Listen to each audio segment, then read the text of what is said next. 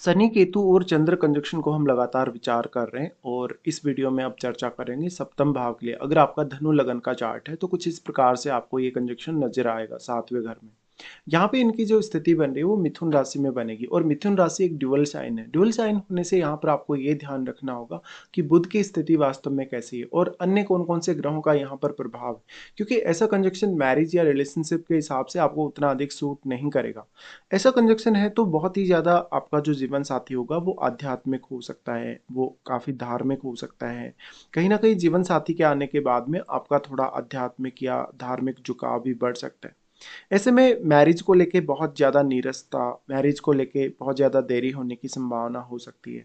जीवन साथी आपकी तुलना में बहुत ज़्यादा परिपक्व हो सकता है अगर बुध अच्छी स्थिति में बैठा है फिर भी। लेकिन अगर बुध भी अच्छा प्लेस्ड नहीं है तो ये हो सकता है कि जीवन साथी आपकी तुलना में बहुत ज़्यादा एज्ड दिखता हो, या जीवन साथी इवन आपसे बहुत ज़्यादा बड़ा भी हो, एज गैप बहुत ज़्यादा हो। अगर शनि वक्री हो जाएंगे उस केस में आपके जीवन साथी के और आपके आध्यात्मिक रूप से काफी ज्यादा डेवलप होने के चांसेस होंगे, क्योंकि शनि केतु के साथ मिलकर वैराग्य योग या वैराग्य युति का निर्माण कर रहे हैं।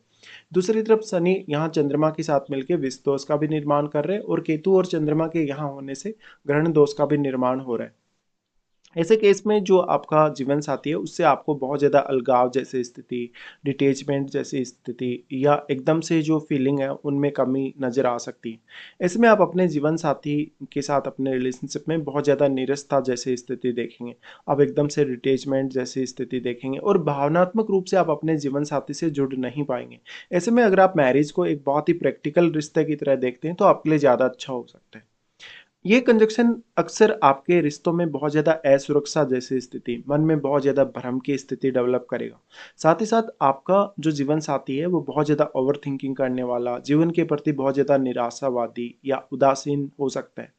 यहाँ पे अब क्योंकि ये आपके चार्ट में कंजक्शन बन रहा है तो आप जिस भी जीवन साथी को चुनेंगे या जिस भी पर्टिकुलर पर्सन को चुनेंगे, हो सकता है आपने जब चुनाव किया हो उस समय आपको कोई भी बहुत अच्छा लगा हो जीवन साथी, लेकिन बाद में जब आपको एकदम रियल स्थिति का पता लगेगा तो आपको लगेगा कि आपका जैसा एक्सपेक्टेशन था अपने जीवन साथी से वो वैसा एक्सपेक्टेशन पूरा नहीं कर पा रहा, या जिस प्रकार का आप सोच रखते थे जीवन साथी को लेके कहीं ना कहीं उससे बिल्कुल उल्टा आपका जीवन साथी निकलेगा।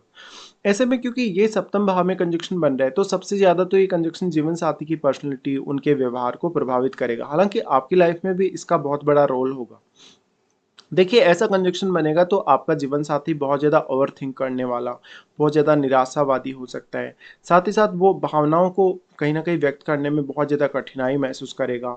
आपसे मैरिज होने के बाद आपका जीवन साथी बहुत ज़्यादा अकेलापन फील करेगा, लेकिन वो सारी की सारी बातें वो आपको नहीं बताएगा। वो बहुत कुछ छुपाने वाला, बहुत कुछ गहराई से सोचने वाला हो सकता है। इस प्रकार से देखा जाए तो ये आपकी इंट्यूशन पावर को भी काफ़ी बढ़ाएगा और आपके जीवन साथी की इंट्यूशन पावर को भी। इसके साथ-साथ अगर आप आध्यात्मिक रूप से आगे बढ़ते हैं, अगर अगर आप कहीं न कहीं धार्मिक फ़ील्ड में अगर सक्रिय हैं, अगर आप केतु से रिलेटेड फ़ील्ड में किसी भी फ़ील्ड में अगर काम करते हैं, तो आपके लिए ज़्यादा अच्छा साबित हो सकता है। इस प्रकार का कंजक्शन होने से एक समय बाद लगभग जब आपका यहाँ केतु एक्टिवेट होगा तो आप में भी वैराग्य की भावना डेवलप हो सकती है। अब आपका क्योंकि जो लग्नेश है वो बृहस्पति है तो बृहस्पति की प्लेसमेंट आपको देखना काफी जरूरी होगा, क्योंकि जो साइन है, जो सेगिटेरियस साइन है, वो कहीं ना कहीं आध्यात्मिक या धार्मिक होने को दिखाता है और उच्च ज्ञान को भी दिखाता है, बुद्धिमत्ता को दिखाता है कहीं ना कहीं। इसलिए अगर आपका बृहस्पति अच्छा प्लेस्ड है, बृहस्पति अगर कहीं ना कहीं अगर दृष्टि डाल रहा है सप्तम घर पे, तो जीवन साथी के साथ आप आध्यात्मिक मामलों में थोड़ा तालमेल जरूर बिठा सकते हैं। यहाँ पे फिर निश्चित रूप से आपका जो जीवन साथी है वो आपसे बहुत ज़्यादा कहीं ना कहीं डिटेच होगा, वो आप में रुचि नहीं लेगा और सांसारिक सुखों की तरफ या भौतिक सुखों की तरफ भी उसका कभी कभी उतना अच्छे से रुझान नहीं रहेगा। इसके साथ साथ जो कार्मिक रिलेशन है, कहीं ना कहीं आपका जो कार्मिक संबंध है जीवन साथी से, वो भी इस कंजक्शन की वजह से नजर आता है। दूसरी बात ये, अब सप्तम भाव आपका जो आप बिजनेस वगैरह अगर करते हैं, व्यापार वगैरह करते हैं, उससे रिलेटेड है। ऐसे में आपको साझेदारी अगर आप करते हैं किसी के भी साथ तो बहुत ज़्यादा चुनौतियां हो सकती है। साझेदारी से रिलेटेड जो आपके डिसीजन है वो काफ़ी गलत हो सकते हैं। आपका बिजनेस में ग्रोथ नहीं हुआ है, ऐसा हो सकता है।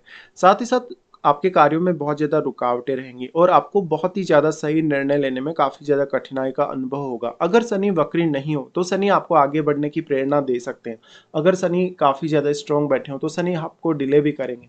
हो सकता है आपका मैरिज या आपका जो बिजनेस है उसमें भी काफ़ी ज़्यादा डिले हो सकता है कि आपकी लाइफ में बहुत ज़्यादा ग्रोथ ना हो, लाइफ एकदम स्टेबल सी हो और जीवन साथी के आने के बाद कहीं न कहीं आप बहुत ज़्यादा फ्रस्ट्रेटेड फील करें। इस प्रकार से देखा जाए तो आपका जो पब्लिक डीलिंग है, पब्लिक डीलिंग यानी लोगों के साथ आपका किसी भी प्रकार का अगर लेन-देन होता है, किसी भी वस्तु का या बातों का, ज्ञान का, तो उसमें भी काफ़ी ज़्यादा आपको कठिनाई हो सकती है। शनि अगर वक्री नहीं होंगे, उस केस में आपको व्यवधान ज़्यादा देखने को मिलेंगे। देखिए अब जो यहाँ पर कंजक्शन बना शनि और चंद्र का, ये क्योंकि विष दोष बना और केतु और चंद्रमा के मिलने से यहाँ ग्रहण दोष का भी निर्माण हुआ।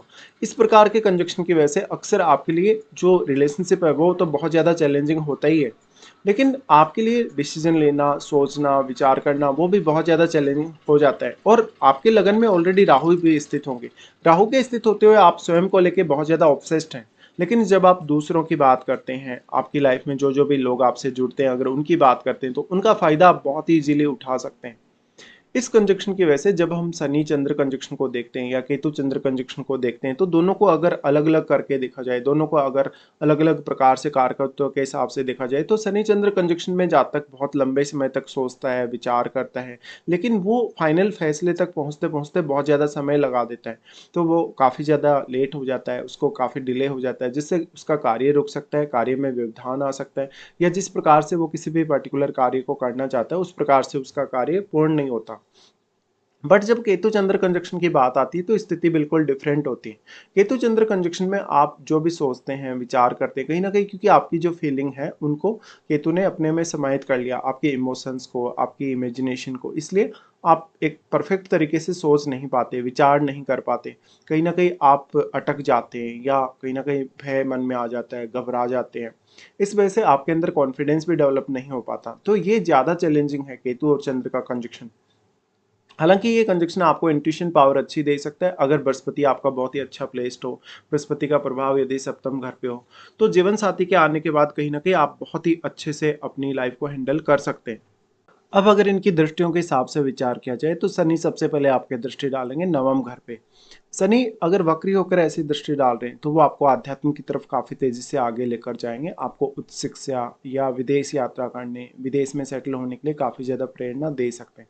लेकिन शनि की दृष्टि आपके भाग्य को काफ़ी कमज़ोर कर सकती है अगर आपका जुपिटर अच्छा प्लेस्ड नहीं है या सूर्य भी आपके चार्ट में कमज़ोर हो तो।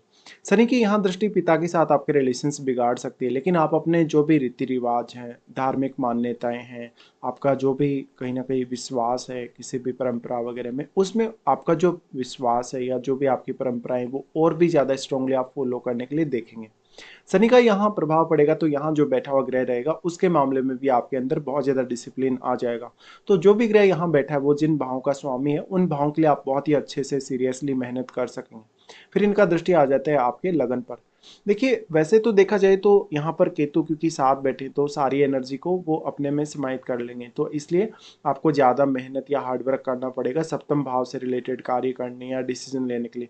पर जब दृष्टि की बात आती है तो आपके लगन में राहु स्थित है और राहु भी नीच की स्थिति में है और आपके केतु भी नीच की स्थिति में है। ऐसी कंडीशन में राहु ने क्योंकि लगन को बहुत ज़्यादा मल्टीप्लाई किया है और राहु का जो प्रभाव है वो सप्तम घर पे है, बट राहु का प्रभाव उतना अधिक नहीं हो सकता सप्तम घर पे क्योंकि राहु और केतु के बीच में 180 डिग्री का एंगल बना हुआ है। अब यहाँ पे जो राहु का प्रभाव है वो चंद्रमा पर सबसे ज़्यादा इसलिए हो सकता है क्योंकि चंद्रमा काफ़ी ज़्यादा सॉफ्ट है, तो किसी भी ग्रह की दृष्टि से या किसी भी ग्रह की अगर युति बनेगी चंद्रमा के साथ तो चंद्रमा काफ़ी तेज़ी से उससे प्रभावित होंगे। ऐसे केस में राहु के साथ बैठा हुआ ग्रह भी इन तीनों ही प्लैनेट्स को बहुत ही ज़्यादा प्रभावित कर पाएगा क्योंकि वो प्लैनेट राहु के साथ बैठने की वजह से काफ़ी ज़्यादा मल्टीप्लाई हुआ है, उस प्लैनेट की क्वालिटीज उसका कारकत्व काफ़ी ज़्यादा मल्टीप्लाई हुआ है। अब क्योंकि राहु शनिवत चलते हैं, ऐसे में शनि अगर वक्री ना हो तभी आपको थोड़ा ज़्यादा फायदा मिल सकता है और तब आप अपनी जो रेस्पॉन्सिबिलिटीज़ हैं उनको अच्छे से पूरा कर सकते हैं। शनि आपके चार्ट में दूसरे और तीसरे घर के स्वामी होने की वजह से मैरिज और रिलेशनशिप में आपको काफ़ी ज़्यादा संघर्ष भी करना पड़ेगा। फिर शनि का दृष्टि आ जाता है चौथे घर पे। चौथे घर पे शनि का दृष्टि आपको बहुत ज़्यादा एंग्जाइटी, स्ट्रेस और बहुत सारे इश्यूज दे सकता है और बेसिकली आप या तो जन्म लेने के बाद घर से दूर चले गए हों, परिवार सहित कहीं अलग रहने लग गए हों, या तो हो सकता है अपनी मदर के साथ आप बहुत समय तक नहीं रह पाए, या मदर का जो इंटरफेयर आपकी मैरिड लाइफ में है, कहीं न कहीं मदर की वजह से आपके अपने जो जीवन साथी है या जीवन साथी की फैमिली है, उनके साथ आपकी बहुत ज़्यादा बनती नहीं हो। या फिर हो सकता है कि आपकी मदर की वजह से आपका जो घर का एनवायरनमेंट हो उतना अच्छा नहीं रहता, सूटेबल नहीं रहता रहने के लिए। तो आपकी मदर काफ़ी स्ट्रिक्ट हो सकती हैं, आपकी मदर बहुत ही ज़्यादा स्पिरिचुअल हो सकती हैं, उनको हेल्थ के इश्यूज़ हो सकते हैं। और शनि आपका जो भौतिक सुख साधन है, उनको काफ़ी ज़्यादा डिले कर देंगे। जब एक समय बाद आपका केतु एक्टिवेट होगा, लगभग आपकी 45 की एज या 50 की एज के आसपास, उस समय आप ये रियलाइज़ करेंगे कि जीवन में आप जो भी भौतिक सुख साधनों के पीछे जो दौड़ रहे थे, जो कहीं न कहीं एक अंधी दौड़ में आप आगे बढ़ रहे थे, वो वास्तव में आपके जीवन का मुख्य उद्देश्य नहीं था। आपका उद्देश्य है कहीं न कहीं आपके जो पास्ट कर्माज़ हैं उनको रियलाइज़ करना, खुद को कहीं न कहीं समझना, खुद के जीवन के महत्व को समझना और अपने आप को मोक्ष की तरफ लेकर जाना कहीं न कहीं। तो इस हिसाब से ये कंजंक्शन बहुत ज़्यादा चैलेंजिंग है और इस प्रकार से आपको इस कंजंक्शन के परिणाम देखने को मिलेंगे। अब इसमें जो महादशा है उसका बहुत बड़ा रोल होगा।